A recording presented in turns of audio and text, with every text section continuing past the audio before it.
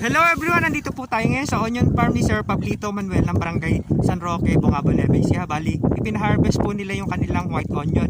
Ito po yung kanyang anak. Sir, ano pong pangalan nyo?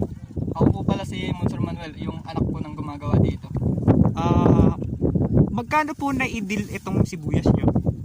Sa ngayon po, ala pa po kaming exact na buyer dahil nga po sa mababa po sila kumuha. Ibig sabihin, walang close deal. Ala po. Pinaharvest nyo ng walang presyo. Yes po. Paano po yung mangyayari dito sa sibuyas nyo ngayon? Kung sakali po talagang walang buyer na may i-deal, mauwi po ito sa storage. Ipapasok po ng financier nyo sa storage. Yes po. Paano po yung mangyayari kung ipapasok sa storage ng financier nyo? Paano magiging hatian sa partihan? Ang mangyayari po dyan, kung ano po yung lakaran ngayon. Example po, 30 po yung lakaran ngayon. Abunahan na po ng may-ari yun para po yung kaparte po ng gumagawa is maiuwi na po.